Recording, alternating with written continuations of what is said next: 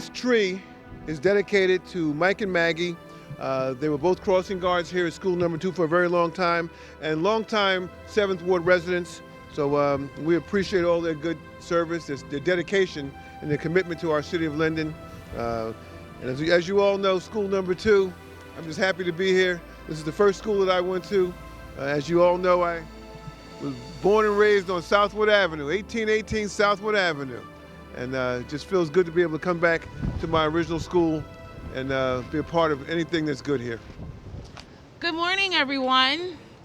I am Mrs. Crawley. I am the vice principal of school number 2, and I would like to welcome all of you to our Arbor Day special event, our special ceremony where we honor 2 very special individuals who hold a big place in school number 2's heart.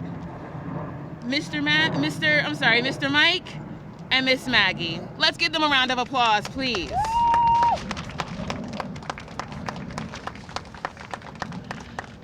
Mr. Mike and Miss Maggie were our school crossing guards. They guided our students, helping them get into our building every day, rain or shine, sunshine or snow. They were there with a huge smile on their face, and they were very personable to all of our students. In addition to helping our students get into the building safely, they were involved in our school community. They would come in, they would volunteer and participate in our different events within the school. They were truly our family. So we honor them and we say a special thank you for all that they've done. And we're so glad that you all are here today to help us celebrate their life. At this time, I would like to introduce our Superintendent of Schools, Dr. Marnie Hazelton. Thank you, Ms. Crawley. Good morning, everyone. I hope you can hear me. It is my honor and pleasure to be with you this morning. Thank you to Mr. Fingerland, Ms. Modrak, and the entire school, to family, and all the students and community members who have joined us here today. As a new superintendent of schools, I did not have the pleasure of meeting Mike and Maggie. However, I know the importance of our support staff, from our crossing guards to our aides to our monitors and those who work in the kitchen and our custodians. They are truly the glue that holds the school community together.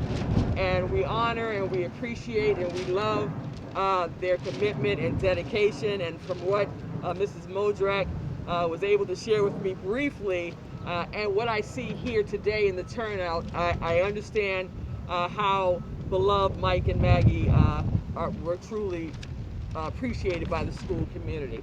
So with that, I would also like to thank Councilman Strano and all of the public officials here in Linden, as well as our police officers. I see we have a nice representation here as well. So thank you, and I hope you enjoy this wonderful program this morning. Thank you, Dr. Hazelton. At this time, I would like to introduce our K Kids. They have a special presentation for you. They remember what children cross and who is late. They don't mind waiting a minute or two for that tardy child's sake. Every crossing guard is very important for us all. They should smile and be happy because they should feel quite tall. This is not a paid check for most, but a caring act. They feel they're needed against poor drivers' attack. They stay calm with politeness when a driver is rude. They just think on that day the driver is glued. They dress for the cold, but shiver a bit, and they put up with the driver who has no patience or wit. They smile and talk with both adults and children twice a day, and they tell the little ones, when you cross the street, you cannot play. They say have a good day to everyone who crosses and waves at all the buses as if they were their bosses. They watch the little ones when the cars are turning fast, and for all the speed steppers who have a heavy foot on the gas. Crossing guards care about children at all times, especially about their safety at all crossing lines. They blow their whistles with a great big smile and hold up their stop sign each time for a little while. Right, that was some of our K Kids reading a poem that touched our hearts in regards to Mike and Maggie Smith's dedication, not just to their profession, but to our school community. I've had the fortunate experience of interacting with Mike and Maggie quite often. They wore their passion for their job on their sleeves. Their heart was evident. They were dedicated. Like Rochelle said, it could have been rain, it could have been shine, they could have been under the weather. They still made a point to show up every day to connect with our students, to ensure their safety. They even dressed up for the holiday season, sporting all types of ears and things in regards to the holiday season. They were an integral part of also being part of our school community. They would come to our events, support our community in regards to all of our events. So, they really are truly professional in what they were doing. They were dedicated to their craft.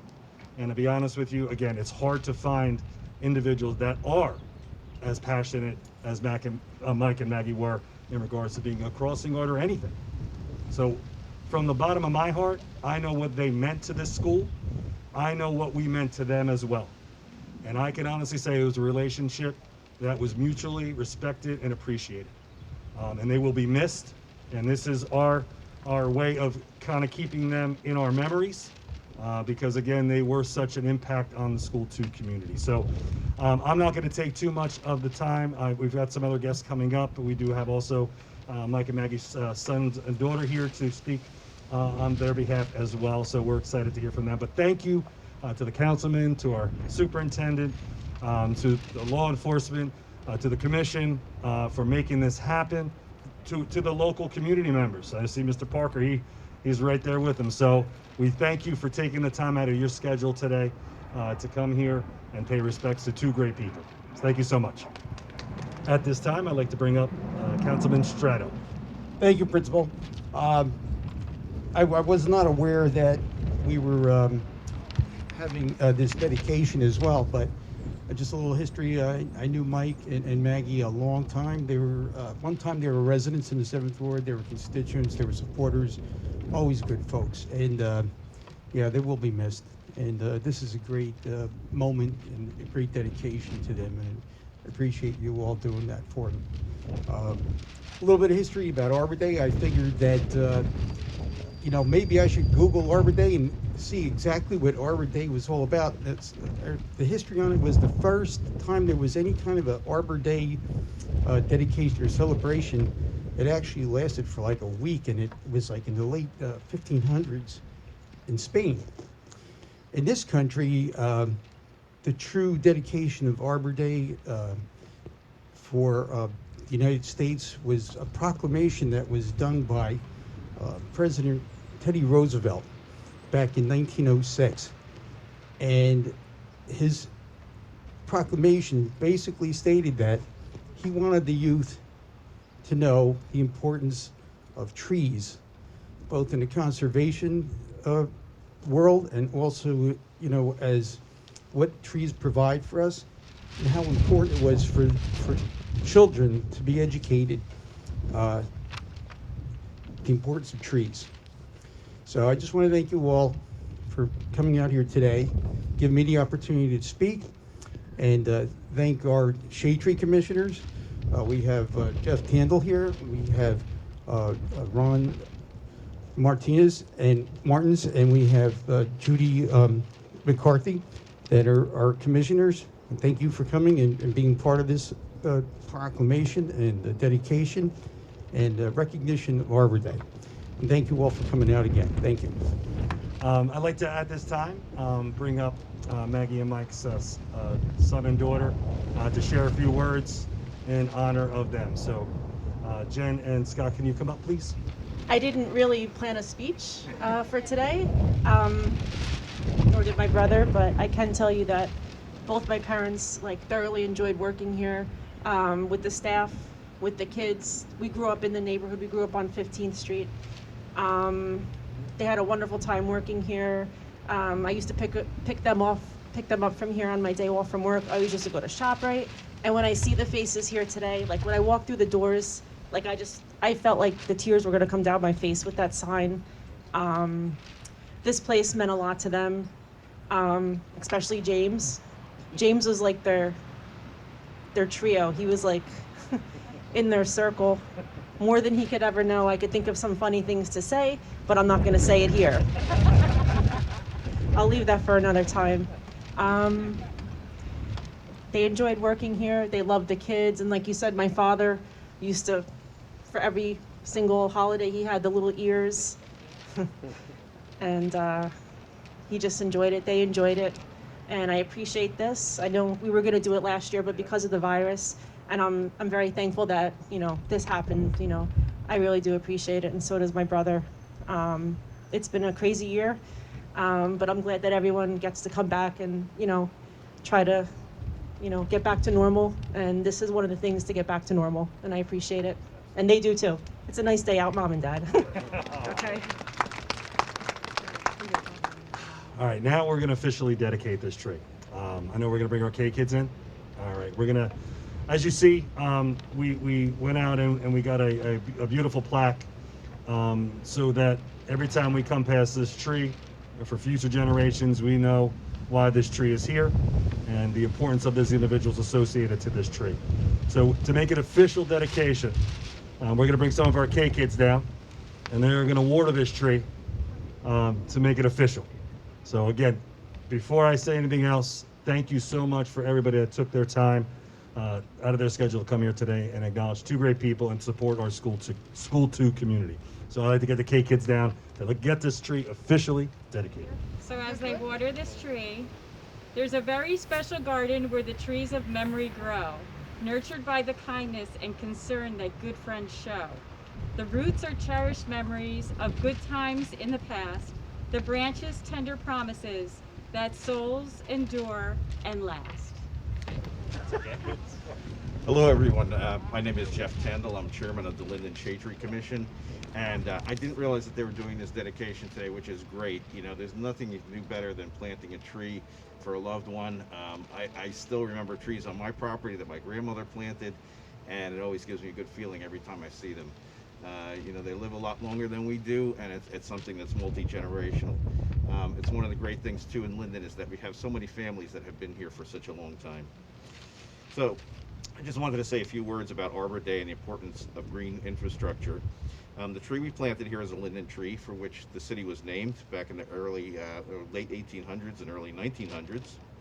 And trees and green space are very important, perhaps this year more than ever with the COVID virus. Fresh air and sunshine are important to fighting disease and for good mental and physical health. There's 50 years worth of data showing that green space is good for our health. It has been found that patients in hospitals looking out on green landscapes compared to those who look out on blank roofs and paved parking lots have fewer post-operative complications, need fewer painkillers, and are released from the hospital several days earlier than the patients who looked out on the parking lots. Trees provide oxygen, filter pollutants, both chemical and particulate, increase property values, reduce stormwater runoff, provide habitat, and promote general mental and physical well-being. There are actually designers that specialize in gardens that help Alzheimer's patients with their afflictions better. April is an important month not just for Arbor Day, but also for Earth Day, and it's International Landscape Architecture Month. I'm a landscape architect, that's my first profession. Landscape architects design outdoor spaces for people, including but not limited to parks. Frederick Law Olmsted, the father of landscape architecture, just had his 199th anniversary of his birthday on April 26th. In 2022, we will celebrate the 200th anniversary of his birth.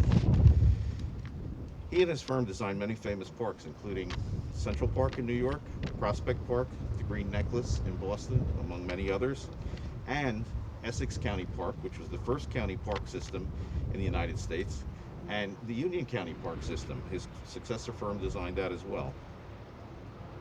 Olmsted was a really brilliant man. He saw ahead the need for green space in terms of health and also as a democratic space for people to gather. So 150 years ago, he had that realization, and it's quite amazing. I just have two quick things. Peter, if you can come over, I have a proclamation for Arbor Day. I'm not going to read it without my my reading glasses, but basically this is proclaiming April 30th. It's traditionally the last Friday in April And so I want to present with that. I also have a small token for you in the school. This is a badge with our official city tree, the Linden tree. And congratulations. Thanks, you I very really much. appreciate it. No, we appreciate you as well. Thank you. And I also want to thank our commissioners. Yeah. Without them, without the city council, without the mayor, we wouldn't be able to do what we do. Thanks. Absolutely. Thank you so much, Jeff.